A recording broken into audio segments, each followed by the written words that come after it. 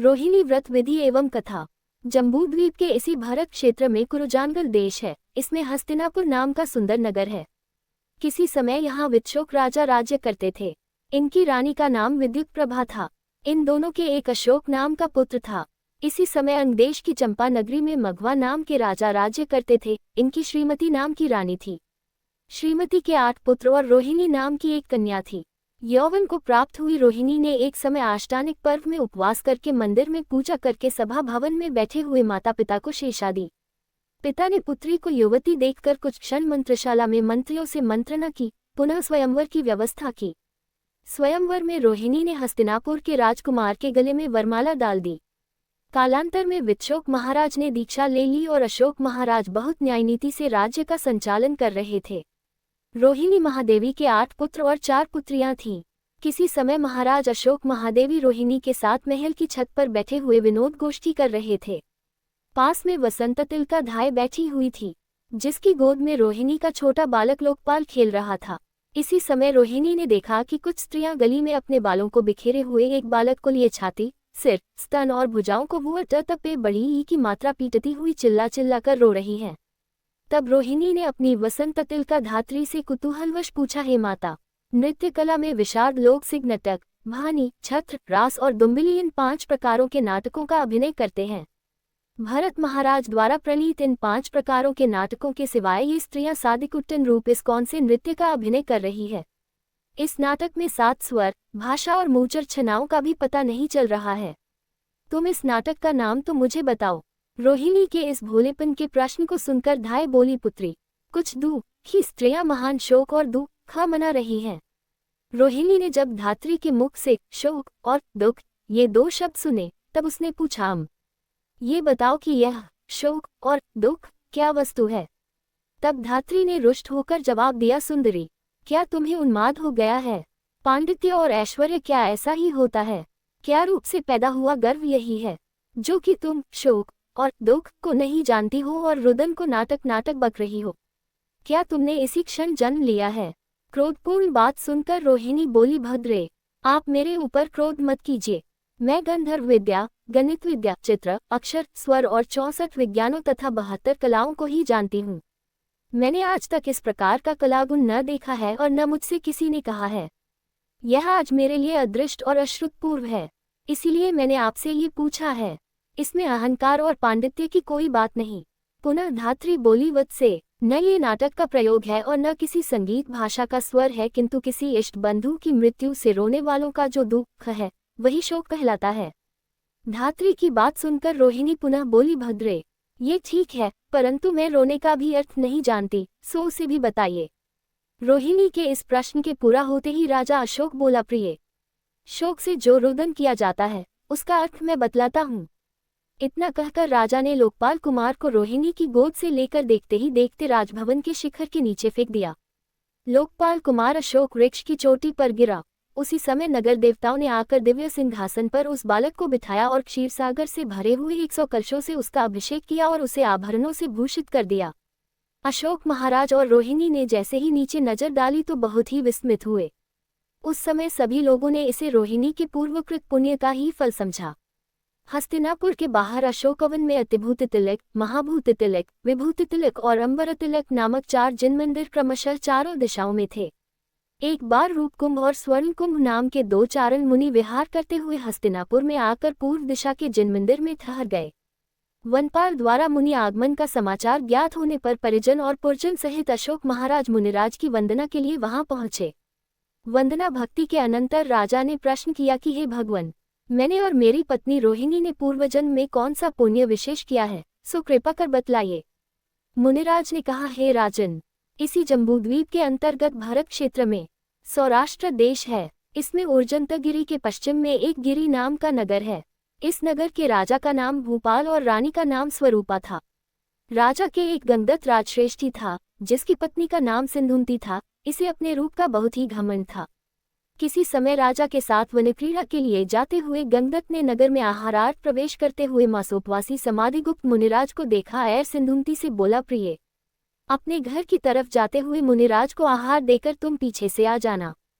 सिंधुमती पति की आज्ञा से लौट आई, किंतु मुनिराज के प्रति तीव्र क्रोध भावना हो जाने से उसने कड़वी तुमड़ी का आहार मुनि को दे दिया। मुनिराज ने हमेशा के लिए प्रत्याख्यान ग्रहण कर सल्लेखनापूर्वक शरीर का त्याग कर स्वर्गपद को प्राप्त कर लिया। जब राजा वन से वापस लौट रहे थे कि विमान में स्थित कर मुनि को ले जाते हुए देखकर मृत्यु का कारण पूछा। तब किसी व्यक्ति ने सारी घटना राजा को सुना दी। उस समय राजा ने सिंधुमती का मस्तक मुंडवाकर उस पर 5 बेल बंधवाए, गधे पर बिठाकर उसके अनर्थ की सूचना नगर में दिलाते हुए उसे बाहर निकाल दिया।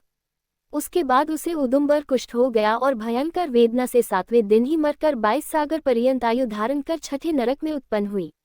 यह पापिनी क्रम से 7 ही नरकों में भ्रमण करते हुए कदाचित तिर्यंच गति में आकर 2 बार कुत्ती हुई, सुकरी, श्रेगाली, चुहिया, गोंच, हथिनी, गधी और गौनिका हुई।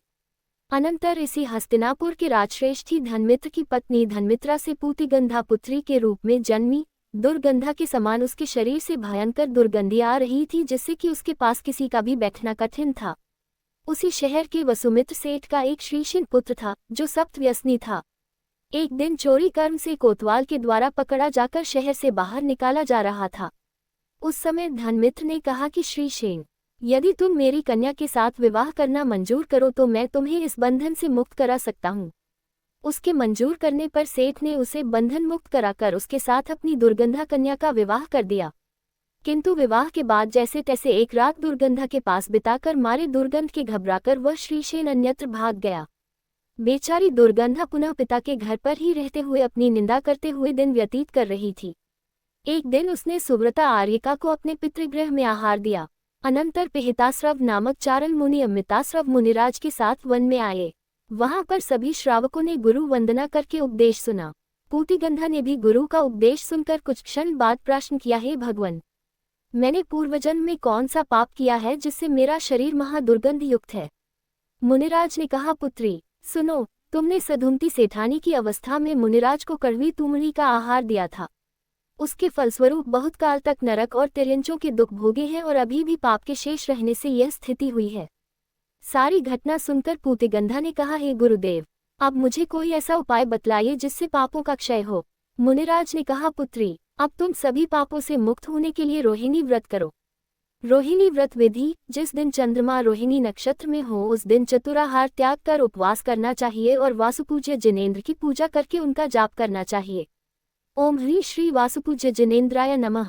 ये रोहिणी नक्षत्र 27 दिन में आता है। इस तरह 27वें दिन उपवास करते हुए 5 वर्ष और 9 दिन में 67 उपवास हो जाते हैं। अनंतर उद्यापन में वासुपूज्य भगवान की महापूजा करा के रोहिणी व्रत संबंधी पुस्तक लिखाकर, छपाकर और भी अन्य ग्रंथों का भी भव्य जीवों में वितरण करना चाहिए। ध्वजा, कलश, घंटा, घंटिका, दर्पण, स्वस्तिक आदि से मंदिर को भूषित करके महापूजा के अनंतर चतुर्विध संत को आहार आदि 4 प्रकार का दान और आर्यिकाओं के लिए वस्त्र का दान देना चाहिए। इस तरह गुरुमुख से सुनकर विधिवत व्रत ग्रहण कर पूतिगंधा ने उसका पालन किया। श्रावक व्रत पालन करते हुए अंत में समाधिपूर्वक मरण करके वह च्युत नामक 16वें स्वर्ग में महादेवी हो गई। वहां से च्युत होकर ये तुम्हारी वल्लभा रोहिणी हुई है। राजन, ये रोहिणी व्रत का ही महात्म्य है जो कि यह शोक और दुख को नहीं समझ पाई है। अनंतर मुनिराज ने अशोक से कहा, अब मैं तुम्हारे पूर्व जन्म सुनाता हूँ, सो एकाग्रचित होकर सुनो। कलिंग देश के निकट विंध्याचल पर्वत पर अशोक वन में स्तंभकारी और श्वेतकारी नाम के 2 मदोन्मत्त हाथी थे। किसी एक दिन नदी में जल के लिए घुसे और आपस में लड़कर मर गए। वे बिलाव और चूहा हुए, पुनः सांप नेवला और बाज बगुला हुए, पुनः दोनों ही कबूतर हुए। अनंतर कनकपुर के राजा सोमप्रभ के पुरोहित सोमभूमि की पत्नी सोमिला से सोमशर्मा और सोमदत्त नाम के पुत्र हो गए। राजा सोमप्रभ ने सोमभूमि के मरने के बाद पुरोहित पद सोमदत्त नामक उनके छोटे पुत्र को दे दिया। किसी समय सोमदत्त को यह मालूम हुआ कि मेरा बड़ा भाई मेरी पत्नी के साथ दुराचार करता है। तब उसने विरक्त होकर जैनेश्वरी दीक्षा ले ली। इधर राजा ने पुरोहित पद सोमशर्मा को दे दिया। एक बार सोमप्रभ राजा ने हाथी के लिए शकट देश के अधिपति वसुपाल के साथ युद्ध करने के लिए प्रस्थान कर दिया। उस समय सोमदत्त मुनि के दर्शन होने से सोमशर्मा ने कहा, महाराज, आपको अपशकुन हो गया है, अतः इन मुनि को मारकर इनके खून को दिशों दिशाओं में क्षेपण कर शांतिकर्म करना चाहिए। ये सुनकर राजा ने अपने कान दोनों हाथों से ढक लिए। तब विश्वसेन नामक निमित्त ज्ञानी ने आकर बतलाया, राजन, आपको आज बहुत ही उत्तम शकुन हुआ है। देखिए, यति, घोड़ा, हाथी, बैल, कुंभ, ये चीजें प्रस्थान और प्रवेश में सिद्धिसूचक मानी गई हैं। अन्यत्र भी कहा है, आरुरोह रथ पार्थ गांधी चापी धाराय निर्जिता मेदिना मन्ये निर्ग्रंथो यतिर्ग्रत। महाभारत में लिखा है कि श्री कृष्ण अर्जुन से कहते हैं, हे अर्जुन, तुम रथ पर चढ़ जाओ और धनुष धारण कर लो। सामने निग्रंथ मुनिराज के दर्शन हो रहे हैं, इसलिए मैं समझता हूँ कि अब हमने पृथ्वी जीत ली, हमारी विजय निश्चित है। ज्योतिष शास्त्र में भी एक सुभाषित है, पद्मिन्यो राजहंसाश्च निग्रंथाश्च तपोधना यद्देशं विगच्छन्ति तद्देशे शुभमादिशेत। पद्मिनी स्त्रियां, राजहंस और निर्ग्रंथ तपस्वी जिस प्रदेश में रहते हैं, उस प्रदेश में सर्वत्र मंगल रहता है। अन्यत्र धर्म ग्रंथों में भी साधु के दर्शन से पापों का नाश हो जाता है, ऐसा कहा गया है। राजन, आप देखिए, प्रातः ही राजा वसुपाल त्रिलोक सुंदर हाथी लाकर आपको भेंट करेगा। विश्वसेन के वचनों से राजा का मन शांत हो गया। पुनः प्रातः काल स्वयं वसुपाल राजा ने आकर वह हाथी सहर्ष भेंट कर दिया। इधर सोमशर्मा ने पूर्व वैर के कारण रात्रि में सोमदत्त मुनि की हत्या कर दी। जब राजा को इस बात का पता चला तब 5 प्रकार के दंडों से दंडित किया। मुनि हत्या के पास से सोमशर्मा को कुष्ठ रोग हो गया और वह मरकर 7वें नरक पहुंच गया। वहां से निकलकर महामत्स्य हुआ, 6ठे नरक गया, सिंह हुआ, 5वें नरक गया, सर्प हुआ, चतुर्थ नरक गया, पक्षी हुआ, द्वितीय नरक गया, बगुला हुआ, पुनः प्रथम नरक गया। वहां से निकलकर सिंहपुर के राजा सिंहसेन की रानी से पूतिगंध नाम का महादुर्गंध शरीरधारी पुत्र हुआ। किसी समय विमलंदन जिनराज को केवल ज्ञान होने पर देवों के आगमन को देखकर पूतिगंध मूर्छित हो गया। पुनः होश में आने पर उसे जातिस्मरण हो गया। वह पिता के साथ केवली भगवान का दर्शन करके मनुष्यों की सभा में बैठ गया। राजा ने पूतिगंध के पूर्व भाव पूछे और पूर्वोक्त प्रकार विशेष स्पष्टतया जिनेंद्र की वाणी से अपने भावांतरों को सुनकर पूतिगंध ने कहा, प्रभु, अब मुझे दुखों से छूटने के लिए कोई व्रतादि बतलाइए। तब भगवान ने उसे रोहिणी व्रत का उपदेश दिया। इस व्रत में 3 साल में 40 उपवास होते हैं और 5 वर्ष 9 दिन में 67 उपवास होते हैं। अनंतर विधिवत उद्यापन करना चाहिए। पूतिगंध राजकुमार इस व्रत और अनुव्रत आदि के प्रभाव से उसी भव में सुगंध शरीर वाला हो गया। अनंतर 1 महीने में ही सल्लेखना विधि से मरण करके प्राणत नामक स्वर्ग में महाधिक देव हो गया। वहां से च्युत होकर पूर्वविदेह में पुंडरीकिनी नगरी के विमलकीर्ति राजा की श्रीमती रानी से अर्ककीर्ति नाम का पुत्र हो गया। आगे जाकर अर्ककीर्ति ने महावैभव स्वरूप चक्रवर्ती के पद को प्राप्त किया। अमित सुखों का अनुभव करके विरक्त हो जैनेश्वरी दीक्षा ले ली। अंत में मरण कर 16वें स्वर्ग में देवपद को प्राप्त किया। उस समय पूतिगंधा का जीव, जो कि रोहिणी व्रत के प्रभाव से स्वर्ग में देवी हुई थी, वह इस देव की प्रिय देवी हुई। वहां से च्युत होकर आप अशोक राजा हुए हैं। इस प्रकार मुनिराज के मुख से भवांतरों को सुनकर राजा रानी अति प्रसन्न हुए और सभी पुत्र पुत्रियों के भाव पूछकर हर्षित मना अपने शहर वापस आ गए। एक समय श्वेतकेश को देखकर विरक्त होकर राजा अशोक ने वासुपूज्य भगवान के समवसरण में जैनेश्वरी दीक्षा ले ली और 7 रिद्धि से संपन्न हुए भगवान के गंधर्व हो गए। अनंतर मोक्ष को पधार गए। रोहिणी भी सुमति आर्यका के समीप आर्यका दीक्षा लेकर स्त्री पर्याय को छेद कर 16वें स्वर्ग में देव हो गई। इस प्रकार से रोहिणी व्रत का महात्म्य अचिंत्य है। इस व्रत में हर उपवास के दिन भगवान वासुपूज्य का अभिषेक करके पूजन करना चाहिए। पुनः ये जाप्य करना चाहिए, ओम ह्री श्री वासुपूज्य जिनेन्द्राय नमः।